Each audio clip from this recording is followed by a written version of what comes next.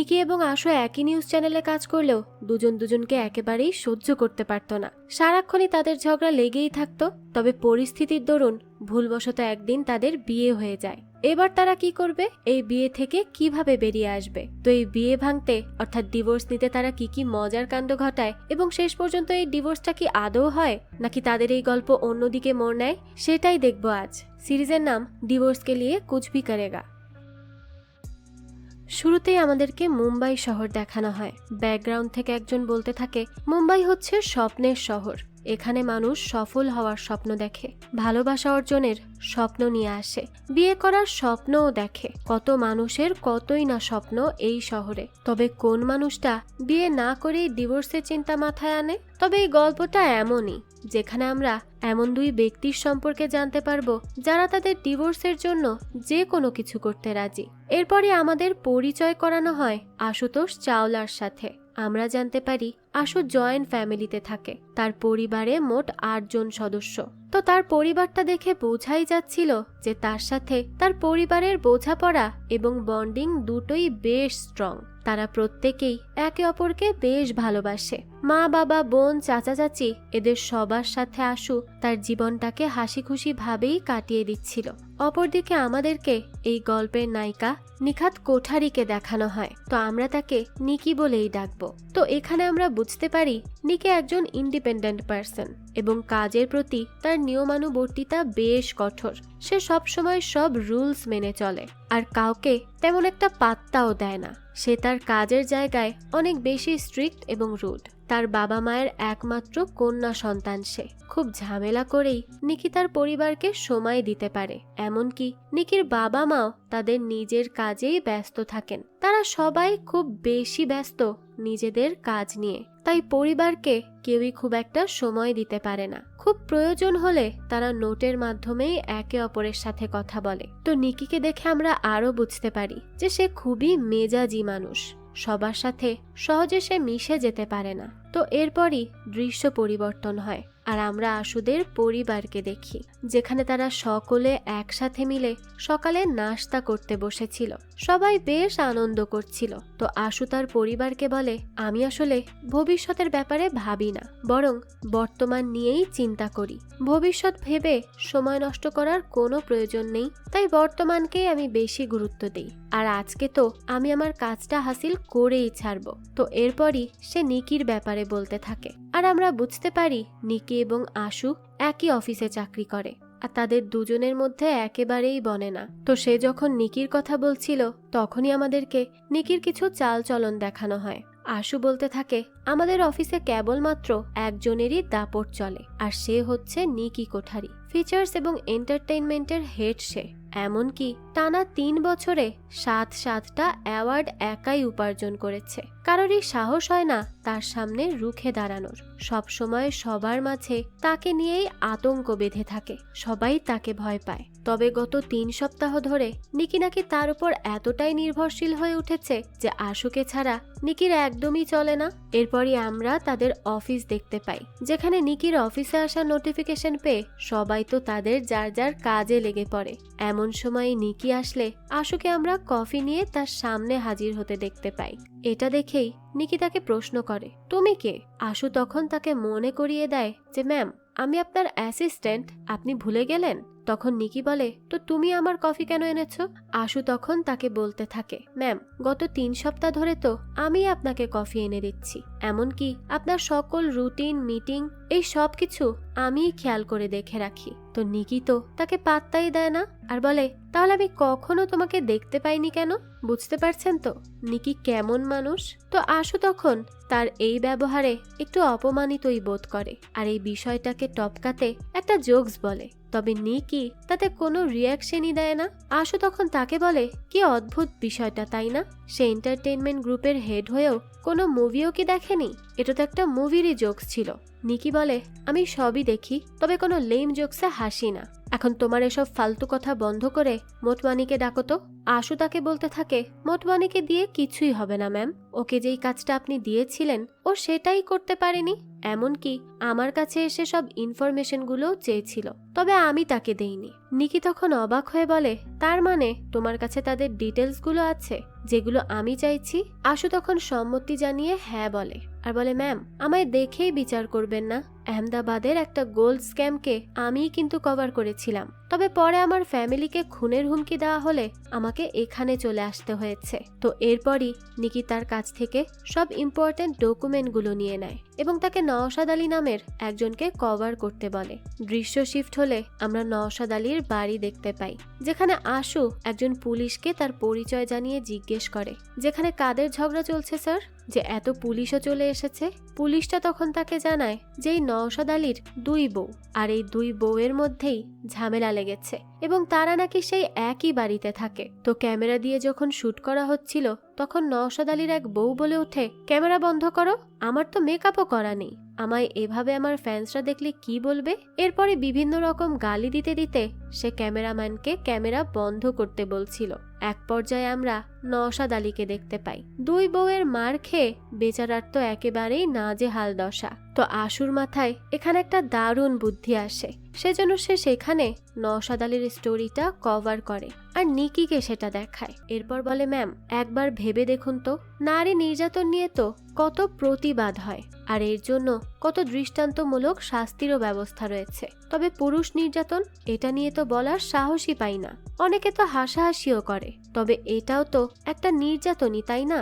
পুরুষ বা নারী কেউই কারো উপর নির্যাতন করতে পারে না। তখন পাশে থেকে কৈলাস বলে ওঠে, ঠিকই তো বলছো ম্যাম, না মানে আমি তো আর এক্সপেরিয়েন্স করিনি, এমনিই বললাম আর কি। আশু আবারও বলে, এটা তো বেশ ভালো একটা স্টোরি হতে পারবে ম্যাম, এছাড়াও আমরা এটাকে মিটু টপিক দিয়ে আরো হাইলাইট করে দিতে পারি, এই নিউজটা কিন্তু বেশ ভালো, কি বলেন? নিকি তখন তাকে বলে, নওশাদ আলীকে কেই বা চেনে, আর এটা তো একটা ফালতু স্টোরি, এটা কোনো লোকাল নিউজ চ্যানেলের কাছে বড় স্টোরি হতে পারে, তবে আমাদের মতো ইন্টারন্যাশনাল নিউজ চ্যানেলের না। আর কোন স্টোরি কভার হবে সেটা কেবল আমিই দেখব, অন্য কেউ না। আর এখন তারা দুজনে মিলে তাদের বসের সামনে উপস্থিত হয়। নিকি সেখানে আশুর জোগাড় করা তথ্যগুলোতে নিজের ক্রেডিট লাগিয়ে তার বসকে শোনায়। আশু তো এসব দেখে একেবারেই সারপ্রাইজড, কিন্তু সে কিছু বলতেও পারে না। তখন তাদের বস বলে, অলরেডি সব নিউজ চ্যানেল এই স্টোরি প্রচার করে ফেলেছে, তোমরা এই আইডিয়া নিয়ে এখন আমার কাছে এসেছো, এভাবে তো আমাদের চ্যানেল একেবারেই লো র্যাঙ্কে চলে যাবে। নিকি তখন আশুর দেওয়া আর একটা আইডিয়া কপি করে আর তার বসকে বলে। তার বস তো ভীষণ খুশি হয়ে যায় এইটা শুনে এবং সে সেটাই কভার করতে বলে। আবারও আশু পুরোই অবাক, সেভাবে এই মেয়ে কি জিনিস রে বাবা। আশু তখন নিকিকে বলতে থাকে, আইডিয়াটা আমি আপনাকে দিলাম আর আপনি নিজের ট্যাগ লাগিয়ে নিলেন, আমাকে একটু ক্রেডিট পর্যন্ত দিলেন না। কিন্তু নিকি তো তার কথার কোনো গুরুত্বই দেয় না। সে আরো বলে, আচ্ছা তো এটা চিটিং হলো তাই তো? নিকি তখন তাকে বলে, তুমি কোনোদিন ক্রিকেট খেলেছ? না খেললেও দেখে তো থাকবে। ক্রিকেটে যখন কোনো ব্যাটসম্যানকে আউট করার পালা আসে তখন বলারের জন্য এটাই গুরুত্বপূর্ণ হয় যেন সে রাইট টাইমে বলটাকে ছুটতে পারে। এই ক্ষেত্রেও বিষয়টা এমনই, সঠিক সময়ে সঠিক জায়গায় আইডিয়াটা দিতে হয়। এটা বলে তখনই সে সেখান থেকে চলে যেতে চায়, কিন্তু তখনই সে পড়ে যেতে লাগলে আশু তাকে ধরে ফেলে আর তাকে তার কাছে টেনে আনে। নিকি তো আবারও ওভার রিয়াক্ট করতে থাকে। সে বলে, তোমার সাহস কি করে হয় আমাকে স্পর্শ করার, আর কখনো আমাকে টাচ করার চেষ্টাও করবে না। তার এইসব ব্যবহার দেখে তো আশু একেবারে হা হয়ে যায়। তো সেই সময়ই নিকির কাছে কল আসে, তার বয়ফ্রেন্ড তাকে কল করেছিল, তাই সে সেখান থেকে চলে যায়। আশু তখন একটা মেয়েকে বলতে থাকে, তুমি নিশ্চয়ই ভাবছো এত মিষ্টি করে এখানেও কার সাথে কথা বলছে? সেটা আর কেউ না, এক বেচারা, মানে তার বয়ফ্রেন্ড। তো এখান থেকেই দৃশ্য শিফট হয় আর আমরা নিকির বয়ফ্রেন্ডকে দেখি। সে একটা রেস্টুরেন্টে অপেক্ষা করছিল, যেখানে এক ওয়েটার তার জুতায় ভুলবশত জুস ফেলে দিলে সে সেটাকে মুছতে থাকে।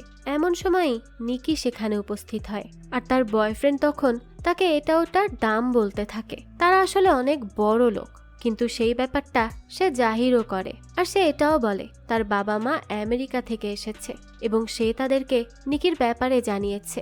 নিকি তো এই কথা শুনে ভীষণ খুশি হয়ে যায় এবং জিজ্ঞেস করে, সে কি তাদের এটাও বলেছে সেই হচ্ছে বেস্ট? তার বয়ফ্রেন্ড আজাই তখন তাকে জানায় সে বেস্ট বলেই তো সে তাকে পছন্দ করেছে। নিকি তখন তাকে বলে, হ্যাঁ, এই বিষয়টা যদি সবাই বুঝতে পারত তাহলে তো কতই ভালো হতো। তো এবার আমাদেরকে অফিসের দৃশ্য দেখানো হয়, যেখানে প্রতিদিনের মতো আজও আশু তার জন্য কফি রেডি করে রেখেছে। নিকি তখন তাকে ধন্যবাদ না দিয়ে উল্টো জিজ্ঞেস করে, এই তুমি এর মধ্যে তোমার থুতু দাওনি তো? আসলে তার ধারণা আগের দিন সে তার আইডিয়াটা নিজের বলে চালিয়ে দিয়েছিল, তাই আশু হয়তো প্রতিশোধ নিতেই তার কফিতে থুতুও দিতে পারে। তো এই বিষয়টাকে নিয়েই আবারও তাদের মধ্যে ছোটখাটো একটা কথা কাটাকাটি শুরু হয়ে যায়। আগেই তো বলেছি এই দুইজনের একেবারেই বনে না। তো এরপরই আশু তাকে জানায় নিকি তার থেকে আইডিয়া নিতেই পারে, এতে কোনো সমস্যা হবে না, তাকে তো শুধু এই জবটা পার্মানেন্ট করতে হবে। আর এটাই তার লক্ষ্য। নিকি তখন মায়াং মিশ্রার জায়গা পেতে তার কাছ থেকে আইডিয়া নিয়ে নেয়। আবারও সে আইডিয়া নিকি তার বসকে শোনায়, আর এবার তার বসের মাধ্যমে সে জানতে পারে এই আইডিয়া অলরেডি সে মায়াঙ্ক মিশ্রার থেকে পেয়েও গেছে, যেটা মায়াঙ্ক মিশ্রাকে আশুই দিয়েছিল। এখানে তো নিকি বেশ এম্বারেস ফিল করতে থাকে, আর আমাদের বুঝতে বাকি থাকে না যে আশু এবার নিজেই তাকে তার ট্রিকে ফাঁসিয়ে দিয়েছিল। আশুরও আসলে খারাপ লেগেছিল যে নিকি তার আইডিয়া নিয়েছে, ভালো কথা, কিন্তু সে তাকে একটা ক্রেডিট পর্যন্ত দেয়নি, তাই সে এবার নিকিকে ফাঁসিয়ে দিয়েছে। তো আশু এবার এই বাহানায় নতুন আইডিয়া তার বসকে দেয়, আর সেটার স্টোরি কভার করার সুযোগও সে পেয়ে যায়। এবার তো আশু নিকিকে বেশ ভালো মতো কথা শুনিয়ে দিয়ে সেখান থেকে চলে যায়, আর নিকি তো রাগে ফুঁসতে থাকে। এরপর আমরা দেখি পাঞ্চালকে, সে নিজে থেকেই মায়াঙ্ক মিশ্রাকে তার অফিস থেকে বের করে দেয়, কেননা সে জানতে পেরেছিল যে মায়াঙ্ক তার বউয়ের সাথে অ্যাফেয়ার চালাচ্ছিল, যা কেউই সহ্য করবে না, তাই সে মায়াঙ্ককে বেরই করে দেয়। তবে মায়াঙ্ক তো এই অফিসের জন্য অনেক বেশি ইম্পর্টেন্ট ছিল, তাই এবার পাঞ্চাল অফিসের সবাইকে এটা জানিয়ে দেয় যে যেই সবচেয়ে ভালো আইডিয়া এনে দিতে পারবে তাকে পাঞ্চাল সরাসরি মায়াঙ্কের জায়গা দিয়ে দিবে। এখানে বোঝা যায় কেবল আশু আর নিকিই ছিল যারা এই সুযোগের জন্য যোগ্য এবং পারদর্শী। তো এর পরের দৃশ্যে চলে যায় সোজা 7 দিন পরে, যেখানে আমরা আশু আর নিকিকে ম্যারেজ রেজিস্টার অফিসে দেখতে পাই। তারা বলতে থাকে তাদেরকে দ্রুতই বিয়ে করতে হবে। এবার রেজিস্টারের দায়িত্বে থাকা লোকটি জানায় এই প্রসেসে তো প্রায় 6 মাস লেগে যাবে। এটা শুনে আশু বলে ওঠে, এত সময় তো দেওয়া সম্ভব হবে না, ততদিনে যে পেট বড় হয়ে যাবে ওর, সবাই বুঝতে পারবে যে ও প্রেগনেন্ট হয়ে গেছে। তো তাদের মধ্যে হঠাৎ কি হলো? এই 7 দিনে কি এমন হয়ে গেল যে দুইজন যারা একে অপরকে সহ্যই করতে পারছিল না, তারা নাকি এখন দ্রুতই বিয়ে করতে চাইছে, আবার বাচ্চার কথাও বলছে। তো এখানে কি ঘটছে তা তো আমরা পরবর্তীতেই জানতে পারবো। এরপর আবারও আমাদেরকে 7 দিন আগের দৃশ্য দেখানো হয়, যেখানে আমরা নিকি এবং আশুকে তাদের পরিবারের কাছে আইডিয়া চাইতে দেখতে পাই, কারণ তাদেরকে তো সবচেয়ে বেস্ট আইডিয়া দিতে হবে, তাহলেই তো তারা ভালো পজিশন পেতে পারবে। তো দেখা যায় তাদের পরিবার আইডিয়া তো দেয়, তবে আনকমন বা বেস্ট কিছু তাতে তারা পায়ই না। এর পরের দিন আবারও অফিসে দেখা যায় নিকি আর আশু তো পুরো দমে লেগে পড়েছে কম্পিটিশনের জন্য। অফিসের বাকি ওয়ার্কারদেরকে তো রীতিমতো নিকি আর আশুর উপর বেট ধরতেও দেখা যায় যে কে এই কম্পিটিশনে জিতবে। এরপর অফিসের অনেকেই তাদের আইডিয়া নিকি আর আশুকে জানাতে থাকে, যদি এতে তাদের কোনো হেল্প হয়। তো দেখা যায় আজ তাদের মধ্যে খুব একটা কথাই হয় না, আর নিকি তো কারো কাছ থেকে আইডিয়াই শোনে না, কারণ সে তো সবসময় নিজেকে অনেক বেশি বড় মনে করে আর কাউকে তেমন পাত্তাই দেয় না। তবে আশু তো সবার আইডিয়াই শোনে এবং তাদেরকে আরো একটু ভাবতে বলে দেয়। আশুর এই স্বভাবটা অনেক বেশি ভালো যে সে সবার আইডিয়া শোনে।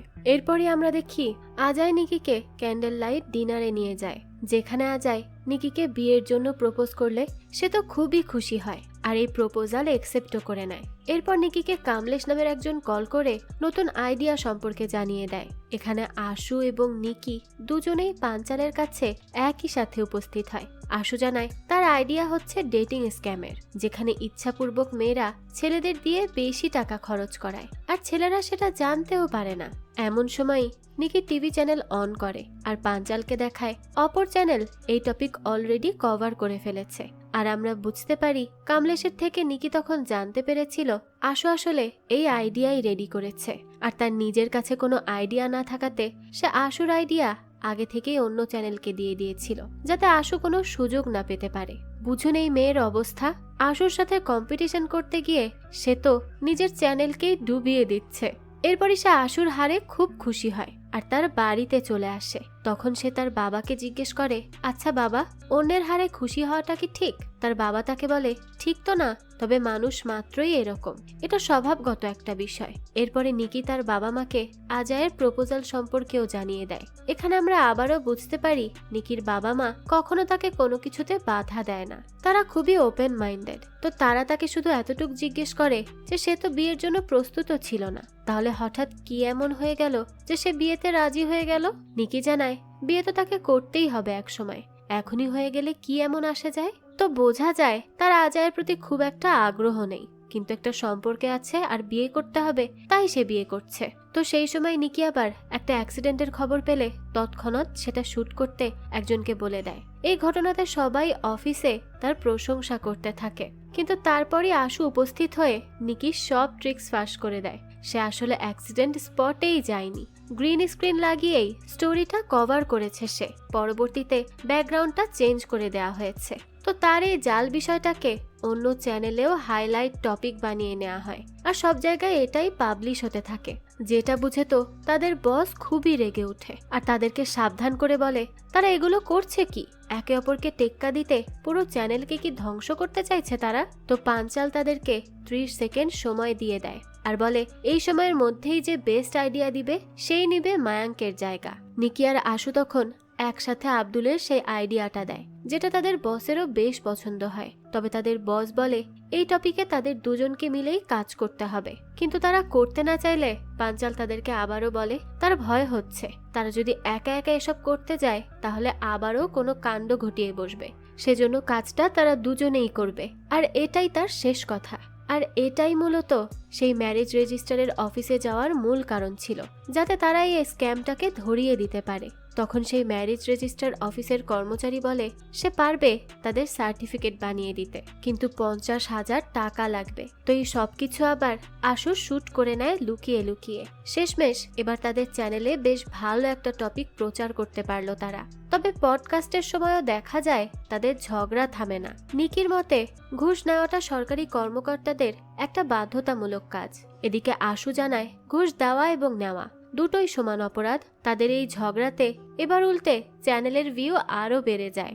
লোকজন তাদের এই ঝগড়া বেশ পছন্দও করে, যার জন্য এই প্রথমবারের মতো তাদের নিউজ চ্যানেল প্রাইম টাইমে সবথেকে বেশি টিআরপি চলে আসে। পাঞ্চাল তো এতে খুবই খুশি। সে তাদের দুজনকে এখন থেকে একসাথেই কাজ করতে বলে দেয়, কিন্তু তারা দুজন তো এই সিদ্ধান্তে বেশ নারাজ।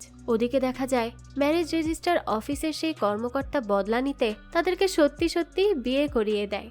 যা না জানা আশু আর নিকি পরের দিন আবারও পাঞ্চালের কাছে উপস্থিত হয় আর বলে তারা একসাথে কাজ করতেই পারবে না। এর আগেও তো প্রাইম টাইমের দায়িত্বে কেবল একজনই থেকেছে, আর নিকির জন্য এটার দায়িত্ব একা সামলানো কোনো বড় ব্যাপার হবে না। তবে তাদের বস আবারও বলে দেয় সে যেই সিদ্ধান্ত নিয়েছে তাই থাকবে, এর কোনো নড়চড় হবে না। এরপর আমরা দেখতে পাই নিকি আশুকে শো থেকে বের করতে পুলিশের কাছে তার কোনো স্ক্যামের ব্যাপারে ভুল তথ্য দিয়েছিল, যার ফলস্বরূপ পুলিশ আশুকে আটকে নেয়।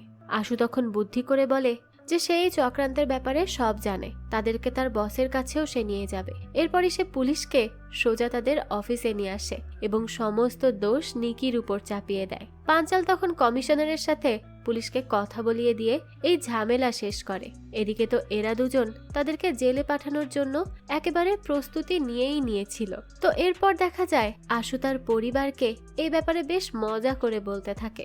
অপরদিকে দেখা যায় নিকি তো রেগে একেবারে গরম হয়ে আছে। সে তো এটাও ভেবে নিয়েছিল তার এঙ্গেজমেন্টের দিনই সে আশুকে মারার প্রস্তুতি নিবে। বোঝো কাণ্ড, নিজের এঙ্গেজমেন্ট রেখে সে এখন আশুকে মারার কথা ভেবে চলেছে। নিকি তখন জানতে পারে আশু তাকে না বলে কোনো স্টোরি কভার করা শুরু করেছে, তাই সে আর এক মুহূর্ত দেরি না করে সোজা অফিসে চলে আসে এবং আশুর হোস্ট করা সেই শোটা বরবাদ করতে সেটার বিপরীতে বলতে লেগে যায়। আর শোটারও তখন পুরো 12টা বেজে যায়। তো পরে নিকি জানতে পারে সেটা আসলে লাইভ চলছিল। শুট করে রাখা প্রোগ্রামে একটি সমস্যা আসার কারণে তাদের না জানিয়ে একটা শো প্রস্তুত করতে হয়। এখন যখন সেটাও বরবাদ হয়ে গেছে, তারা দুজনেই বুঝতে পেরে যায় যে পাঞ্চালের কাছে এবার তাদের বেশ ভালো মতো কথা শুনতে হবে। তবে দেখা যায় তাদের এই ঝগড়ার কারণে অডিয়েন্সের সংখ্যা তো আরো বেশি বেড়ে গেছে। তারা এতে ইন্টারেস্ট পাচ্ছে, এজন্য এবার তারা একে অপরের সাথে মিলে কাজ করতে থাকে। তারা তাদের পার্সোনাল লাইফের ঝগড়া রেখে কেবলমাত্র শোতেই ঝগড়া করতে থাকে, যার জন্য চ্যানেলের রিচও দিন দিন বেড়ে যায়। এমনকি তাদের ঝগড়ার জন্য কত গেস্টও শো থেকে উঠে চলে যেতে বাধ্য হয়। অফ স্ক্রিনে আমরা তাদের মধ্যে একটা কেয়ারফুল সম্পর্ক দেখতে পাই। এদিকে নিকি তখন আশুকে তার এঙ্গেজমেন্টের জন্য আমন্ত্রণ জানায়। আশু বলে সে তাকে মেরে ফেলার প্ল্যান করছে না তো। পরে সে হেসে বলে সে তো মজা করছে, আজ তাকে মেয়ে পক্ষ দেখতে আসায় সে যেতে পারবে না। এরপরে নিকিকে আমরা তার এঙ্গেজমেন্টের জন্য প্রস্তুত হতে দেখি। এমন সময় তার জন্য একটা এনভেলপ আসে, যেটা তার আর আশুর ম্যারেজ রেজিস্ট্রেশনের সার্টিফিকেট ছিল। এটা দেখে তো নিকি সরাসরি চলে যায় আশুর বাড়ি, যেখানে আশুকে আজ মেয়ে পক্ষরা দেখতে এসেছিল। নিকি তখন আশুকে রেগে বলে সে বলেছিল তাকে ফেক ডকুমেন্ট দেওয়ার জন্য, আশুই তো বলেছিল আসলগুলো দিতে। এখন কি হবে সে কি ধারণা করতে পারছে তারা এখন আইনগতভাবে বিবাহিত? তো আশু তখন তাকে জিজ্ঞেস করে তাহলে কি আসলেই আমাদের বিয়ে হয়ে গেছে? নিকি তো তখন রেগে উঠে বলে তোর কি মনে হচ্ছে আমি আমার এঙ্গেজমেন্ট ছেড়ে এখানে তোর মুখ দেখতে এসেছি? তো এরপরে তারা ডিভোর্স নেওয়ার সিদ্ধান্ত নেয়। পরবর্তীতে আশুর পরিবার তাকে এই ব্যাপারে জিজ্ঞেস করলে সে জানায় আসলে নিকি এখানে কিছু প্রফেশনাল ম্যাটার নিয়ে ডিসকাস করতে এসেছিল। এটা বলার পরই নিকি তখনকার মতো সেখান থেকে চলে আসে। এমনকি তারা প্রাইম টাইমে শো হোস্ট করার সময়ও উপস্থিত গেস্টকে ডিভোর্স সম্পর্কে জিজ্ঞেস করতে থাকে। এটা নিয়ে চ্যানেলের দুর্নাম হলে নিকি আর আশু তার বসকেই বলে যে আজকের টপিকটার তেমন একটা জনপ্রিয়তাও ছিল না, আর আইডিয়াটা তো আপনিই দিয়েছিলেন। এখানে পাঞ্চাল তাদেরকে বেশি কিছু আর বলতেও পারে না। এরপর কথায় কথায় তারা পাঞ্চালের কাছ থেকে ডিভোর্সের জন্য এক লয়ারের খোঁজ নিয়ে নেয়। এরপর তারা সোজা হাজির হয় সেই ডিভোর্স লয়ারের অফিসে। প্রথম দিকে মিথ্যা বলে সামলাতে চাইলেও আশু তার লয়ারকে সব খুলে বলে। লয়ারও তখন ধরে ফেলে তারা প্রাইম টাইমের রিপোর্টার। সব শুনে তাদের লয়ার সাহায্য করতে রাজি হয় আর বলে দেয় জাজের সামনে এই ম্যারেজ স্ক্যামের কথা তোলাই যাবে না, নয়তো তাদের জেলও হয়ে যেতে পারে। এছাড়াও ডিভোর্সের জন্য প্রায় 6 মাস লেগে যাবে। যা শুনে তো দুজনেই পড়ে যায় মহা বিপদে। এরপরে তারা এটা নিয়ে আলোচনায় লেগে পড়ে যে ফ্যামিলিকে কি বলে তারা সামলে রাখবে। নিকের বিয়ের ডেট তো খুবই কাছে, সে নিষেধ করবেই বা কিভাবে? তবে আশু জানায় তার কোনো সমস্যা নেই, কেননা তার বিয়ে তো 6 মাস পরেই। এটা নিয়ে কোনো রকম আলোচনা শেষ করে তারা শোয়ের দিকে ফোকাস করে। এরপর দেখা যায় দুজনেই তাদের পরিবারের সদস্যদের কাছে এটা নিয়ে আলোচনায় বসে যে কোন কোন কারণে সম্পর্কে থাকা মানুষেরা ডিভোর্স নিতে চায়। আশুর চাচা চাচি বলে একবার এক ঝগড়ার দরুন তাদের মারামারি লেগেছিল। তার চাচি তো বলে এই যে আমাদের মানসুক ছিল না, ও তোর বউকে খুন করে জেলেই চলে গিয়েছিল। আশু তখন তার বাবা মায়ের কাছে জিজ্ঞেস করলে জানতে পারে তার বাবা নাকি তার মাকে একবার মেরেছিল, আর সেই মারার কারণেই পরে তার মা ও বাবাকে বেশ উত্তম মধ্যম দেয়। এদিকে নিকি আজায়ের কাছে ডিভোর্স সম্পর্কে জিজ্ঞেস করে। আজায় বলে আমি তোমাকে তো কখনোই ডিভোর্স দিব না। আবার তার বাবা মাকে এই সম্পর্কে জিজ্ঞেস করলে সে উল্টো এটা জেনে যায় যে তার বাবা মায়েরই আগে অ্যাফেয়ার ছিল। আর এই সব নিয়েই তাদের মাঝে ছোটখাটো একটা কথা কাটাকাটি হয়ে যায়। নিকি তো ভাবতে থাকে কি যে ঝামেলায় পড়লাম। এভাবে তারা একে অপরে নিজ পরিবারের সাথে ডিভোর্স নিয়ে আলোচনা করে। দৃশ্য পরিবর্তন হয় আর আমরা আশু এবং নিকিকে কোর্টে দেখতে পাই, যেখানে তাদের উকিল বলে দেয় একেবারেই উঁচু নিচু কথা বলবে না তোমরা, যা বলবে একদম যুক্তিসঙ্গত, নইলে কিন্তু জজ সাহেব কোনোভাবেই ডিভোর্স করাতে রাজি হবে না। কথাটা যেন মাথায় থাকে, কারণ উনি 90 দশকের মুভি লাভারদের মধ্যে একজন। এরপরে কোর্টে জজের সামনে তারাও তাদের কথা কাটাকাটি আটকে রাখতে পারে না। তাদের এসব অদ্ভুত আচরণ আর ডিভোর্সের জন্য কোনো যুক্তিগত কারণ না থাকায় জজ সাহেব 6 মাসের সময় দেয় তাদেরকে, যাতে তারা এর মধ্যে বিষয়টা নিয়ে আরো কিছুটা ভাবতে পারে। শেষমেশ তো দুজনে ভালোই একটা বিপদে পড়ে যায়। এরপর আমরা দেখি দুজনই কোর্টের নির্দেশ মোতাবেক তাদের কাউন্সিলরের সাথে দেখা করতে এসেছে, যেখানে নিকিকে টেনশনে দেখে আশু তাকে তার হাত ধরতে বলে এবং ততক্ষণ চাপ দিতে বলে যতক্ষণ না তার টেনশন কমে যাচ্ছে। আশুর কথা মতো নিকিও তাই করে আর দেখা যায় আশুর আসলে খুব জোরে সোরেই লেগেছে। তো তাদের কাউন্সিলরও বুঝে উঠতে পারে না যে তাদের ডিভোর্স নেয়ার কারণটা আসলে কি। নিকির মেজাজ তো এখানে একটু গরম হয়েই যাচ্ছিল। যার সুযোগ ওঠায় আশু, সে সেই কাউন্সিলরকে ইমপ্রেস করার তালে লেগেছিল। বিভিন্ন কথার মাধ্যমে মিসেস রয় অর্থাৎ তাদের কাউন্সিলরকে আশু এটা ভাবতে বাধ্য করে যে সব দোষ তো কেবল নিকিরই। নিকি তার সংসারকে সময় দেয় না, গুরুত্বও দেয় না, যার কারণেই তাদের মধ্যে ঝগড়া লেগে থাকে। এমনকি এখানেও তারা ঝগড়া করতে পিছিয়ে থাকে না। তাদের কাজই হচ্ছে সব জায়গাতে নিজেকে বেস্ট হিসেবে প্রেজেন্ট করা। তাদের এইসব কথা কাউন্সিলর এদিকে এক নাগারে নোট করেই চলেছিল। কাউন্সিলর তাদের জানায় সে আজ পর্যন্ত 60টা কেস পেয়েছে। তারা কি ধারণা করতে পারবে এর মধ্যে কতজন কাপলের ডিভোর্স হয়েছে? তো এই নিয়ে তারা জিজ্ঞেস করলে উনি তাদের জানায় তাদের মধ্যে কারোরই ডিভোর্স হয়নি।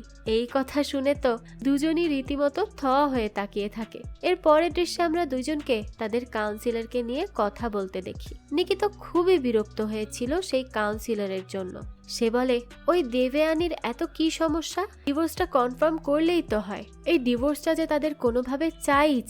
আশু তখন তাকে বুঝিয়ে বলে, রাখো এসব কথা, এখন শোতে ফোকাস করা যাক। এরপরে দৃশ্য শিফট হলে আমরা আশুকে তার কলিগের সাথে কথা বলতে দেখি। কলিগ হিসেবে সাধারণভাবেই তাদের মধ্যে বেশ ভাব। তো আব্দুল এসে তাকে তো এমন কিছু কথা বলে দেয় যার কারণে পরে নিকি তাদেরকে গভীরভাবে পরখ করে।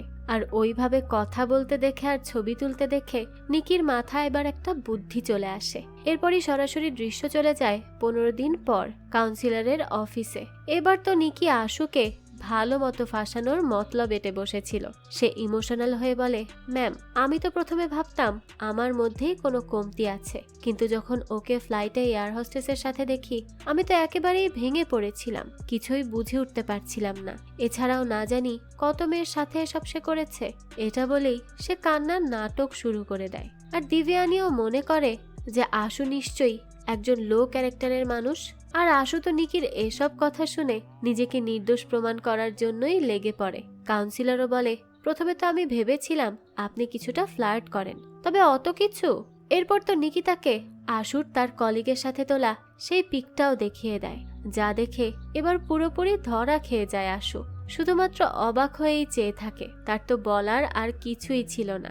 এরপরই অফিসে সে নিকিকে বলে, এটা ঠিক করলেন না, আমাকে তো ফাঁসালেনি, এদিকে ওই নিরীহ মেয়েটার উপরও ভুল দোষ চাপিয়ে দিলেন। এবার মিসেস রয় আমাকে সত্যিই একজন চরিত্রহীন মানুষ ভাববে। নিকি বলে, এত কিছু কেন ভাবছো তুমি? আমাদেরকে তো শুধু ডিভোর্সটা কোনোভাবে নিতে হবে। আর তাছাড়াও তুমি তো তেমনটাই যেমনটা আমি বলেছি। এবার তো বেচারা আশুর অপমানই হয়ে যায়। পরের দৃশ্যে দেখা যায় আশু তার বাবাকে একটা কাজের প্রয়োজনে ডিভোর্স অফিসের সামনে নামিয়ে দেয়। তখনই তার সাথে নওশাদ আলীর দেখা হয়। সে দেখে তার বউ তাকে মেরে চোখে দাগ বসিয়ে দিয়েছে, যার জন্য তাকে এখন চশমা পরে ঘুরে বেড়াতে হচ্ছে। এটা দেখেই তো আশু একটা দারুণ আইডিয়া পেয়ে যায়। আর পাওনা হিসেবে সে নওশাদ আলীর থেকে তার চশমাটা নিয়ে নেয়। এরপরে আবারও আমাদেরকে 15 দিন পরের দৃশ্য দেখানো হয়, যেখানে আশু সেই সানগ্লাসটাই পরেছিল। সে এবার এমন নাটক করতে থাকে যাতে মনে হয় নিকি তাকে নির্যাতন করে। আর তারই ফলস্বরূপ চোখের আঘাতের দাগ লুকাতে সে সানগ্লাস পরেছিল। আশু তো এটাও বলে যে নিকির নাকি অ্যাঙ্গার ইস্যু আছে, যার জন্য তার ডাক্তারও তাকে সাবধানে থাকতে বলেছিল। না হলে রাগের চোটে সে কি না কি করে বসে তার নিজেরও হুঁশ থাকে না। এই পর্যায়ে তো নিকিও ফেসে যায়। নিকি এবার রেগে আশুর উপরই হামলা করতে নেয়। তখনই কাউন্সিলর আরো ভুল বুঝে বসে। কথায় কথায় আশু বলে ফেলে, আমরা একে অপরের সাথে থাকতে পারবো না বলেই তো ডিভোর্স চাইছি, তাই তো এই কথা বলেছি। তখনই কাউন্সিলর তাদের এই ব্যাপারে জিজ্ঞেস করে আর বলে, আপনারা কি এক ঘরে থাকেন না? তখন পরিস্থিতি সামলাতে আশু বলে, আসলে সমস্যা বাঁধলেই দুজন নিজ নিজ বাপের বাড়িতে চলে যাই তো আমরা, সেজন্যই কথাটা বলা। তখন দিব্যানী জিজ্ঞেস করে, তারা আসলে থাকে কোথায়? দুজনে প্রথমে নিজ নিজ ঠিকানা বললেও পরে ম্যানেজ করে বলে দেয় তারা বিকেসিতে থাকে। এরপর তো কাউন্সিলর তাদেরকে জানিয়ে দেয় যে পরের সেশনটা না হয় তাদের বাড়িতেই করা হবে। এবার তারা কি করবে? এবার তো তারা দুজনেই ভালো মতো ফেসে গেল। এরপর নিকি কোনোভাবে আজাইকে 6 মাস পর বিয়ে করতে রাজি করিয়ে নেয়। আর আশু তাকে তখন কল করে জানায় বিকেসি নামের সেই জায়গায় ফ্ল্যাট অ্যারেঞ্জ হয়েও গেছে। দুজনে তো জামা কাপড় গুছিয়ে লেগে পড়ে ফ্ল্যাটটা গোছাতে, যাতে কোনোভাবেই তাদের কাউন্সিলরের এটা সন্দেহ না হয় যে তারা একসাথে থাকে না। তাদের পরিবার তো এভাবে ব্যাগ গোছাতে দেখে অনেক বেশি চিন্তিত হয়ে পড়ে, তবে কোনোভাবে সেখানের পরিস্থিতি দুজনেই সামলে নেয় আর বেরিয়ে পড়ে ওই ফ্ল্যাটের উদ্দেশ্যে।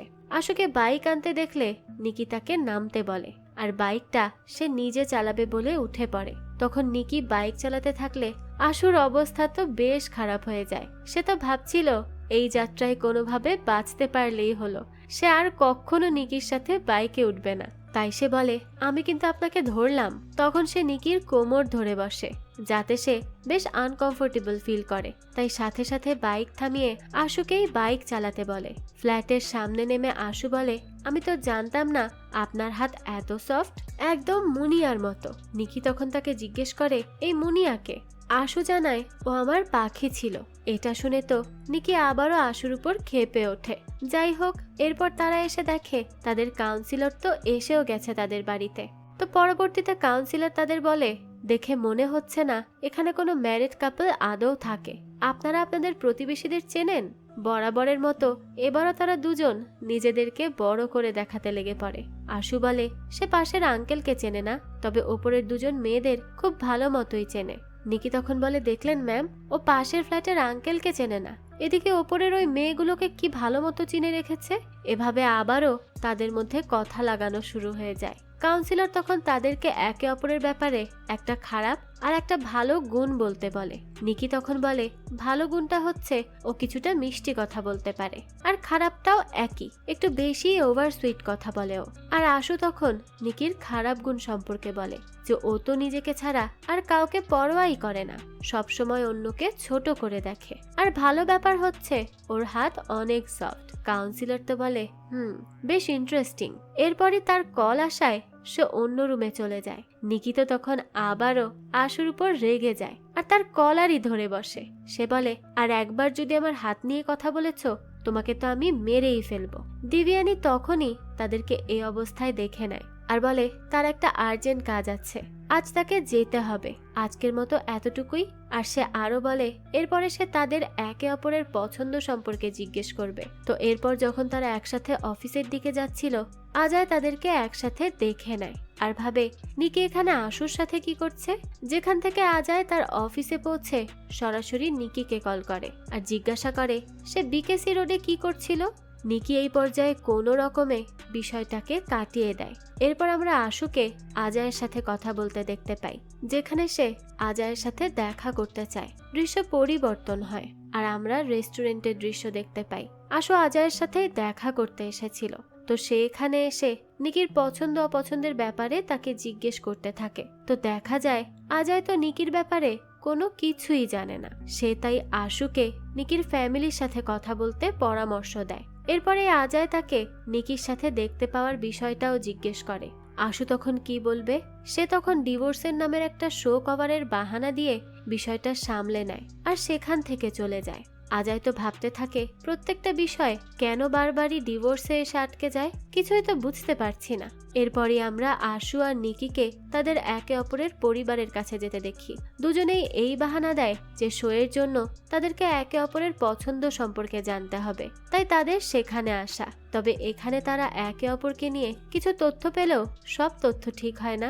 নিকি জানতে পারে আশুর ভূত দেখে ভীষণ ভয়, আর তার নাকি একটা পাখিও ছিল যার নামটা পরে নিকি নিজেই বলে দেয়। আবার আশু জানতে পারে নিকির একটা বিড়াল ছানা ছিল যার নাম ছিল চিক্কি। ছোটবেলা থেকে তার এই দুইটাই ফ্রেন্ড, এক গোলু যাকে নিয়ে নিকি ঘুমায়, আর দুই হলো চিক্কি। চিক্কি মারা যাওয়ার পর নিকি খুবই কষ্ট পেয়েছিল। এরপর আমরা তাদেরকে সেই ফ্ল্যাটে দেখতে পাই, যেখানে নিকির গেট আপ দেখে আশু তো অবাক হয়ে তাকিয়ে থাকে। উপরে উঠতে গেলে তাদের লিফটটাই আটকে যায়। কোনো রকমে লিফট থেকে তারা বের হয়ে আসে। তো নিকি যেই না পড়ে যেতে নেয়, আশু তাকে ধরে ফেলে আর বলে, ম্যাম আপনি একটু বেশি পড়তে থাকেন না। তো ঘটনাচক্রে আবার নিকির জামাও ছিঁড়ে যায়, যার কারণে সে দ্রুত জামা চেঞ্জ করে নেয়। তবে তাদের কাউন্সিলরের কাজ থাকায় সে আসতে পারে না। আর তিনি এটাও বলেছেন যে পরের সেশনে তাদের শ্বশুরবাড়ির লোকেদের মতামত সে শুনবে, কিন্তু তখন যে তারা কি করবে উপরওয়ালাই জানে। যাই হোক, এরপর এখানে দুজনেরই খিদে লেগে যায়, তাই তারা খাবার অর্ডার করে। এই পর্যায়ে গল্পের মাধ্যমে তাদের মধ্যে একটা সুন্দর মুহূর্তের সৃষ্টি হয়ে যায়। দৃশ্য চলে যায় সোজা নিকির পরিবারের কাছে, যেখানে তারা আশুকে নিয়ে কোনো বদনাম ঠিকমতো করতেই পারে না। এতে নিকিও বিরক্ত হয়ে যায়। সে বলে, আমরা একটা শো এর জন্যই মতামত চাচ্ছি, তাই একটু রিয়েল ভাবে বলার চেষ্টা করো। নিকির বাবা তখন বলে, যদি রিয়েলি চাও তাহলে আজাইকে আনতে। এখানে নিকি রেগে গেলে আশু তার বাবাকে বলে, আপনাদের উচিত আপনার মেয়ের ভালোটা দেখা। সবসময় যে সে ভালোটা করছে এমন তো নয়, মাঝে মাঝে ভালোটা বোঝার জন্য শাসন দরকার। আশু এটা বলেই সেখান থেকে চলে যায়। এরপর আমাদের আশুর পরিবারে তার মায়ের মতামত সম্পর্কে বলতে দেখা যায়, যিনি তো তার ছেলের বউয়ের ব্যাপারে শুধুমাত্র খারাপ কথাই বলে চলে। নিকি তখন বলে, দেখে মনে হচ্ছে আপনি একদম মন থেকে বলছেন সব। সেই সময় আশু বলে ওঠে, যার ব্যাপারে বলছে সেই হিসেবে ঠিকই তো আছে, মিলেও গেছে। তো কথায় কথায় এখানে নিকি আশুর বিয়ের কথাও তোলে। এক পর্যায়ে তাদের মধ্যে আবারও কথা কাটাকাটি লেগে যায়। তখন নিকি বলে, তুমি আমার পরিবারকে আমার ব্যাপারে বলতে পারলে আমি কেন পারবো না। এই ধরনের কথা চলতে চলতে নিকি বলেই দেয় যে তারা বিবাহিত আর ডিভোর্স নেওয়ার জন্যই সে উঠে পড়ে লেগেছে। এ কথা শুনে তো সবাই থমকে যায়। আর দেখা যায় ততক্ষণে তাদের ম্যারেজ সার্টিফিকেট নিয়ে আজায়ও সেখানে চলে আসে। দুজনে কোনো রকমে নিজেদের পরিবারকে বুঝিয়ে দেয় যে তারা ডিভোর্স হয়ে গেলেই মুক্ত হয়ে যাবে। এরপরে আমরা তাদেরকে পাঞ্চালের সাথে কথা বলতে দেখি। তাদের কথা ছিল তারা একে অপরের সাথে কাজ করতে পারবে না। এখানেও কথা কাটাকাটির দরুন দুজনেই তাদের চাকরি থেকে ফায়ার হয়ে যায়। আর এরপর দেখা যায় মাসের পর মাস দুজনেই বিভিন্ন চ্যানেলে কাজ করার জন্য আবেদন দিতে থাকে। তবে কোনো চ্যানেলই তাদের একজনকে কাজে রাখতে চাইছিল না। সবাই বলে তারা তাদের দুজনকেই চায়, যেহেতু তারা এতদিন ঝগড়া করে করে ফেমাস হয়ে গেছে। এরপরই দৃশ্য আসে নিকির বাড়িতে, যেখানে আমরা আশুকে তার জামা ফেরত দিতে আসতে দেখি। নিকি 2 দিন ধরে একই জামা পরেছিল। আশুর আসার কথা শুনেই তো সে দ্রুত চেঞ্জ করে এসে তার সাথে দেখা করে। তাদের মধ্যে এবার টুকটাক কথা হয়। নিকি বলে তারা দুজনেই একই চ্যানেল থেকে রিজেক্ট হয়েছে, এবার আর কি করার। আশু তখনও তাকে ম্যাম বলেই সম্বোধন করে আর বিদায় জানায়। তখন নিকি বলে, ম্যাম না বললেও চলবে, এখন এটা কেমন পর পর শোনায়। আশু তখন জানায়, সেটাই তো আপনি তো পরই। এটা বলেই সে সেখান থেকে চলে আসে। এরপর আশু তাদের কাউন্সিলরের কাছে এসে বলে দেয় তারা ভুলবশত বিয়ে করে ফেলেছিল। আরো বিস্তারিত যা আছে সবকিছু বলে। মিসেস রয় তখন তাকে জিজ্ঞেস করে, তাহলে কেন তুমি এগুলো কোর্টের সামনে বলনি? এখন কিছুই করার নেই। আশু তখন হতাশ হয়ে ফিরে আসে। এভাবে কেটে যায় বেশ কিছু মাস। আমরা তখন প্রাইম টাইমের অফিসের দৃশ্য দেখতে পাই, যেখানে মায়াঙ্ক মিশ্রা পাঞ্চালের চ্যানেল লো র্যাঙ্কে যাওয়া নিয়ে তাকে জ্বালাতে একটা ম্যাগাজিন পাবলিশ করছিল। এরপরই পাঞ্চাল উপায় না পেয়ে আশু আর নিকিকে কল করে তাদের কাজে জয়েন হতে বলে। তো তারা তাদের ফ্যামিলিকে রাজি করিয়ে পৌঁছে যায় অফিসে, যেখানে আমরা বুঝতে পারি তারা দুজনেই বেশ খুশি ছিল তাদের সাক্ষাতের সুযোগ পেয়ে। প্রত্যেকবারের মতো পাঞ্চাল তাদের ঝগড়া দেখে আবারও মুগ্ধ হয়ে যায় আর তাদেরকে প্রাইম টাইমের অফিসে নতুন করে স্বাগত জানায়। এরপর তারা সোজা বেরিয়ে পড়ে কোর্টের উদ্দেশ্যে, যেখানে আজ তাদের ডিভোর্সের ফাইনাল ডেট ছিল। দুজনের ফ্যামিলি সহ জজ অপেক্ষা করছিল তাদের জন্য। এদিকে পথের মধ্যে বাইকটাই নষ্ট হয়ে যায় তাদের দোষে। ট্যাক্সিতে উঠেও ঝগড়া করা তো তারা থামায় না। আশু এক পর্যায়ে জিজ্ঞেস করে, তুমি কি এই ডিভোর্সটা হতে দিতে চাও? বলো চাও। নিকি তো চুপ থাকে। এরপর তারা কোর্টে প্রবেশ করতে করতে তাদের সব পুরনো স্মৃতি সম্পর্কে ভাবতে থাকে। জজ তখন জিজ্ঞেস করে, আমি কি আপনাদের ডিভোর্স কনফার্ম করব? নিকির চুপ থাকা দেখে আশু তার উত্তর পেয়ে যায়। এরপর সে জজকে উল্টো পাল্টা বলতে থাকে। এক পর্যায়ে জজ তাদের ডিভোর্সের জন্য আরো 6 মাস সময় ধার্য করে দেয়। দুজনে তো মনে মনে বেশ খুশি, কিন্তু তাদের ফ্যামিলি তো এতে বিরক্ত হয়ে যায়। আজায় তখন নিকিকে বলে, আমি আমেরিকা চলে যাচ্ছি, তুমি সময় নিয়ে ভেবে দেখো কি করবে। এই বলেই সে সেখান থেকে বিদায় নেয়। এরপর আশু সেখানে এসে জিজ্ঞেস করে, তাহলে কি আপনার বিয়ে হচ্ছে না? নিকি বলে, না, আমার বিয়ে হয়ে গেছে। আচ্ছা একটা কথা বলো তো, আমাকে কি তোমার সত্যিই মুনিয়ার মতো লাগে?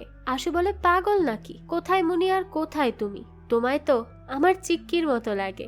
এই কথায় নিকি মিষ্টি করে হেসে দেয় আর বলে, আমি কোন দিন যে তোমাকে ঠিকই মেরে ফেলবো। আশু তখন বলে, আই লাভ ইউ টু। এটা শুনে নিকি জিজ্ঞাসা করে, কি বললে আবার বলো। এবারও তাদের মধ্যকার খুনসুটি আবারও শুরু হয়ে যায়। আসলে তারা তো এতদিন ঝগড়া করতে করতে কখন যে একে অপরের প্রেমে পড়ে গেছে তা তারা নিজেরাও বুঝতে পারেনি।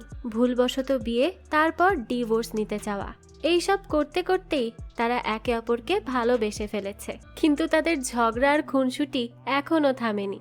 এভাবেই হয়তো তাদের পুরো জীবনটাই কেটে যাবে। তো এই সুন্দর দৃশ্যের সাথেই এই গল্পটাও এখানেই শেষ হয়ে যায়। এই তো ছিল আজকের গল্প।